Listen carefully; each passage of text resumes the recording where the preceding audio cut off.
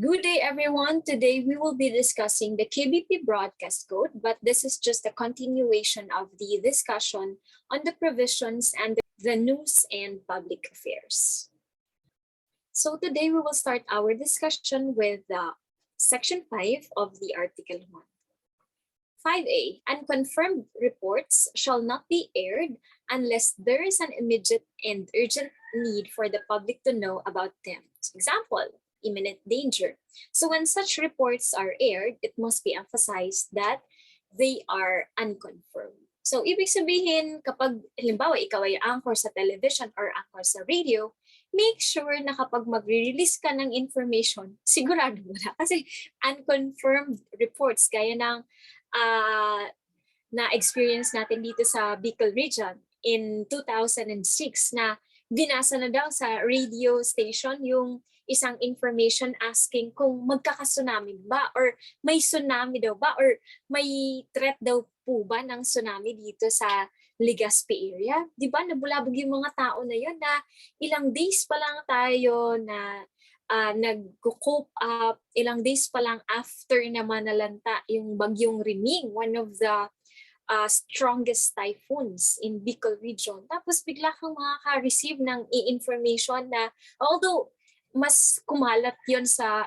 word of mouth, pero may mga story, may mga reports na galing daw yon na information sa radio, may nakarinig sa radyo, tapos kumalat ng kumalat. So yung mga ganon, kinakailangan maiwasan natin yun kasi alam natin ng power ng media. Alam natin ng power ng radio, ng television, and now the online media. So before ka dapat mag-release ng information, make sure na confirmed po yan.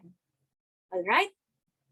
So kung hindi naman siguro reliable or credible yung information na nakuha mo, hindi pwede na i-ere ang information. Next, an unconfirmed report must be verified as soon as possible. So if an unconfirmed report is found to be false, an announcement saying so must be made. Pero kung ikaw ay journalist, kung ikaw ay broadcaster, dapat hindi ito mangyari sa'yo.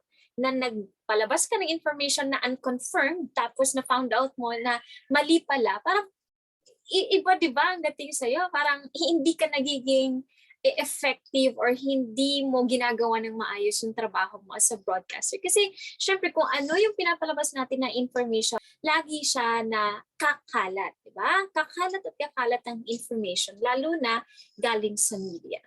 So next, in the Section 6 of the Article 1, the news interviews.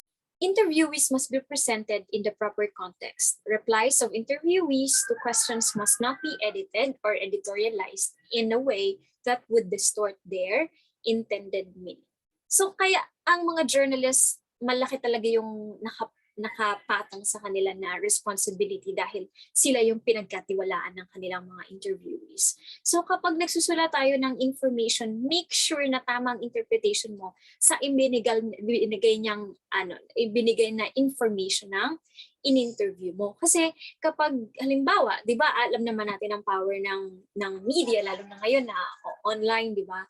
So minsan kapag ang pinarinig ng tao or ng journalist ay yung part lang ito ng interview, iba yung parang kahulugan na yon para sa mga audience. So dapat maingat tayo dyan kung paano natin i-frame yung storya na kung ano yung ibig sabihin ng interviewee natin, yun talaga yung pakahulugan doon sa inilabas natin na detalye ng istorya. So minsan na-distort talaga ang meaning kapag hindi nakikita ng mga tao yung buong transcript or buong record ng interview.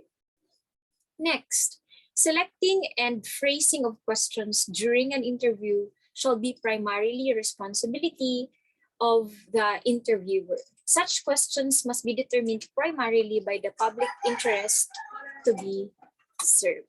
So, kinakailangan maayos tayo, di ba? Meron tayong kino-consider also na art of interviewing. So, kinakailangan iniisip natin na ang questions natin nababase doon sa kung ano din yung kinakailangan ng mga tao. So, hindi pwede na, although, di ba, kino-question sa ang mga journalists yung pagiging bias. May mga personal biases naman talaga tayo, pero kayang-kaya yan ng mga journalists na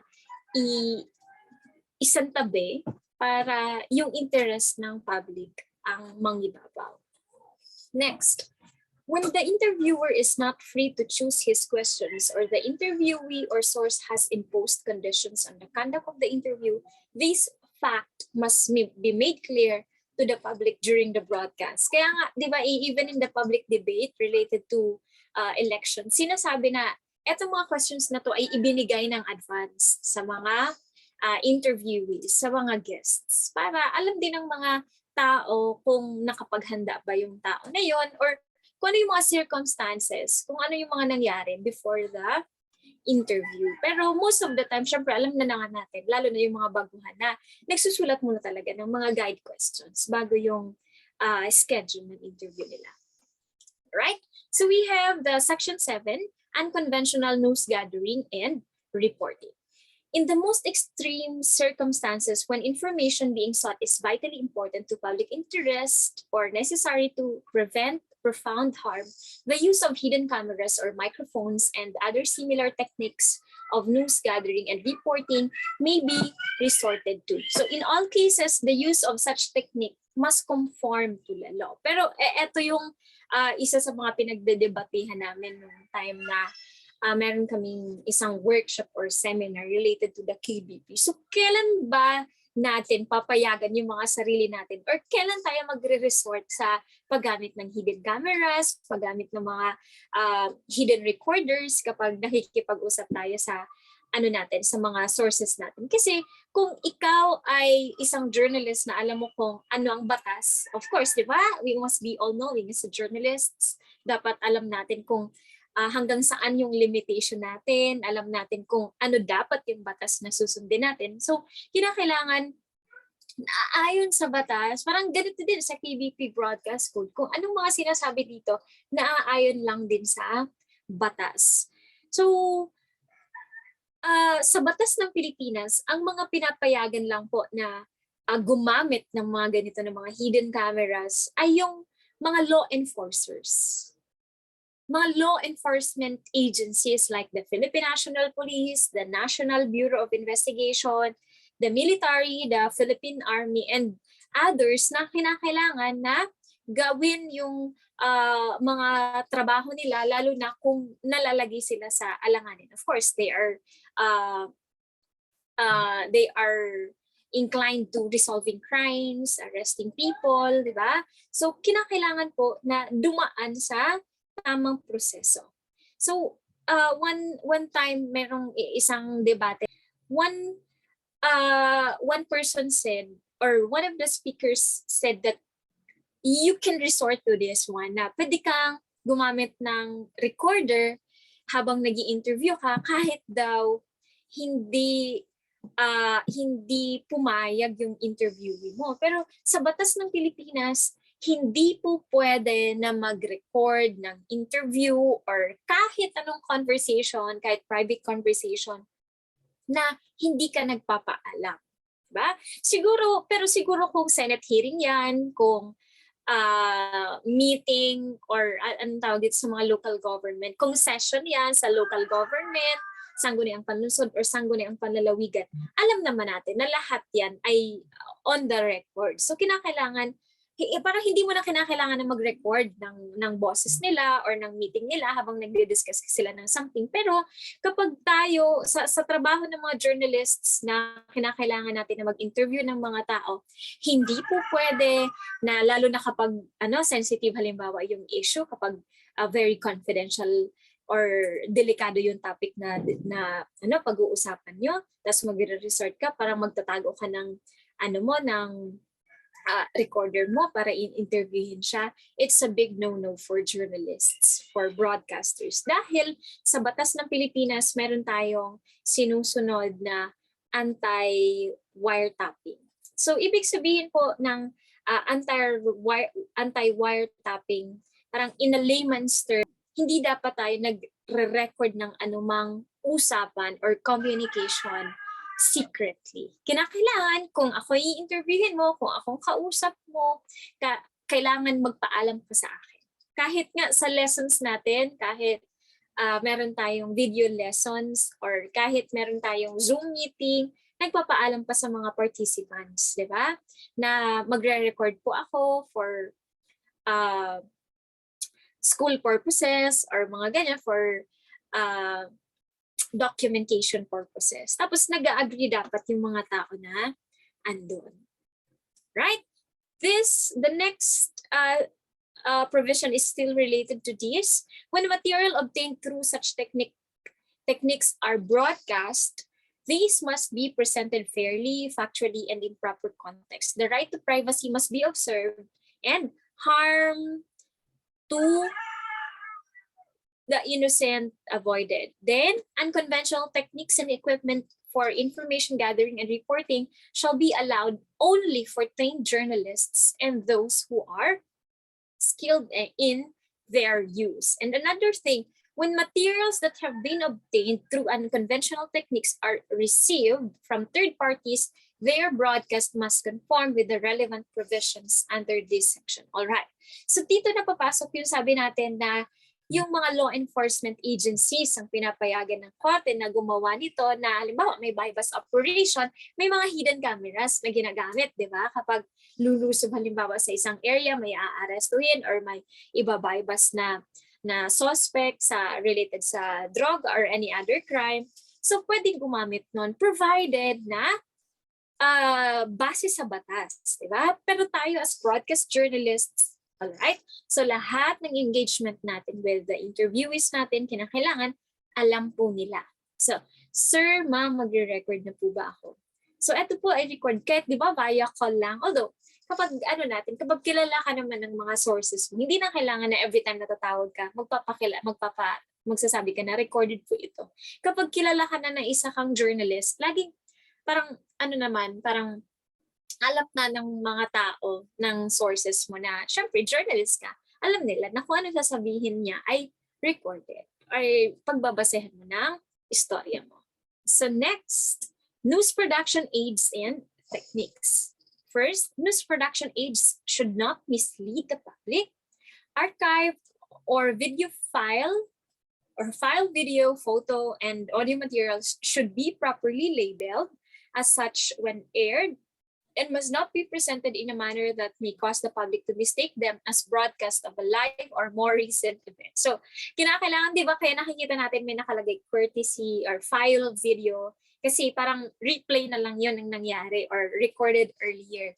Kasi ang problema, baka ma-confuse yung mga tao na lalo na related sa bagyo, di ba? Ang dami mga nag-share ng mga years ago, may mga nag-share ng report ng isang journalist na may paparating daw na isang super typhoon na naman sa Bicol region. Kaya na-alarm na naman yung publiko, pinag-usapan na naman ulit, tapos later na found out na file video lang naman pala yun. Ha? So parang sabi doon, this coming weekend, so dati na pala yun na i-report. So tayo, hindi ko ito sinasabi sa mga journalists lang, sa mga broadcasters lang, kundi siguro tayong mga ordinaryo na users ng online media.